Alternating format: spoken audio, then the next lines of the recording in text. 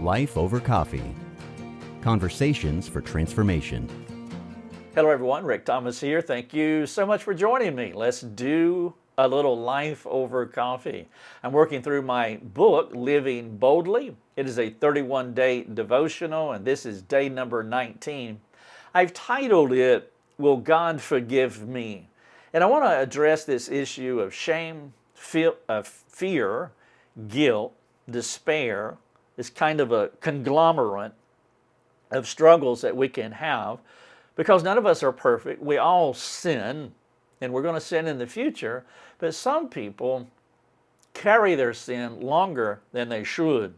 And it's like having a bag full of rocks, and they carry more and more rocks because they do not know how to effectually ask God to forgive them and to live in the freedom of what that forgiveness offers. And so today's topic, it touches on a question that many people struggle with. Will God forgive me? Thinking that the good Lord will not forgive us, it typically comes from an inward focus, insecure person who needs a gospel recal. They need a recalibration of the heart. And when I say inwardly focused and insecure person, I do not mean that in a condemning way or judgmental way, but typically that's what you're going to find. A person who struggles with God's forgiveness almost all the time is insecure.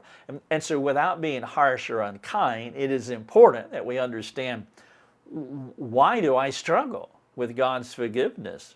This is where a gospel recalibration would be like John 8:36, who the Son has set free is free indeed. That is a fantastic verse that I would encourage you to memorize, especially if you struggle with God's forgiveness. The gospel liberates us from all of our past sins, no matter how hideous, no matter how overwhelming they seem. Jesus has already completed the work of forgiveness, and so you don't have to live under the weight of guilt any longer. Let me share with you the main verse for this devotion. It is Romans chapter 8, verse number 1. Paul said it this way, "There is therefore now no condemnation for those who are in Christ Jesus." Some sins can seem so massive that they overshadow the truth of the gospel. And when your failures seem too great and the gospel seems too small, it's easy to believe that forgiveness is out of reach or that you need something in addition to the gospel. But Jesus' words on the cross, "It is finished," mean exactly what they say. There is no sin so significant that it falls outside of God's power to forgive. You don't need to earn God's favor. You don't need to earn God's acceptance. You don't need to find another way to pay for your mistakes. The work is done, and the Lord's forgiveness is complete. The question really is not, will God forgive you, but will you rest in the completed work of Christ? One of the hardest steps in experiencing forgiveness is being honest about our sins. Admitting where we've gone wrong can feel vulnerable, maybe too transparent. It can be painful. But it's this kind of transparency that is absolutely essential. Without honesty, being honest about who we are, then we risk slipping into self-deception, where we deny our sins or downplay our need of grace.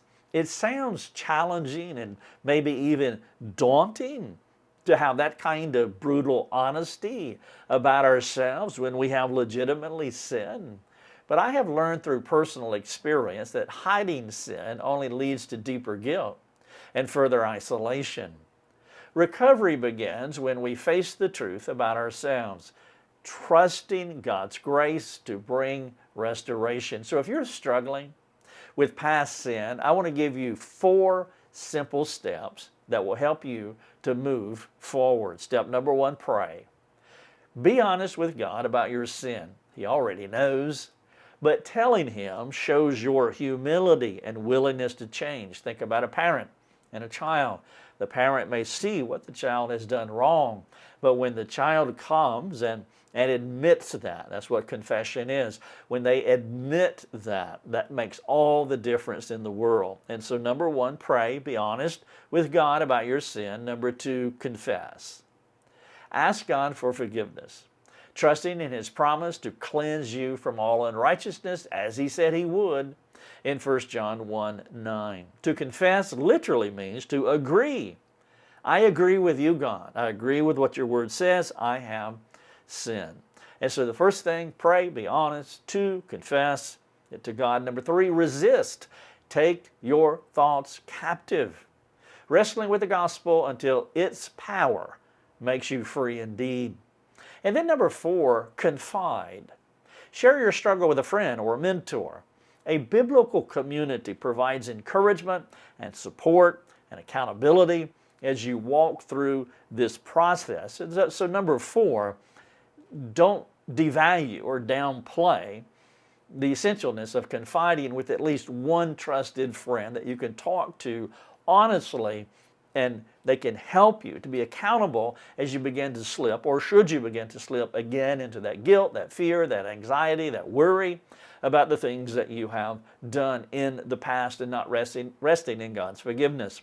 If you have come from any authoritative context, a construct that has been heavily authoritative, like living in a legalistic religious environment where everything is just so heavy-handed and judgmental, you can carry that shaping influence into your future walk with God. And then when you get out there in the future, and even though you've decoupled from the legalism, you still can carry the effects of that legalism. And that's what an authoritative person, an authoritative culture can do for you. And so this is a legitimate concern. When someone asks, will God forgive me? Well, the explicit answer is, yes, He will. But for some of us, it might take a little bit of work to get there. And so find a friend, do life over coffee, talk about these things, share a devotional. Day number 19, will God forgive me? Thanks for joining us. Learn more and get access to other resources at lifeovercoffee.com.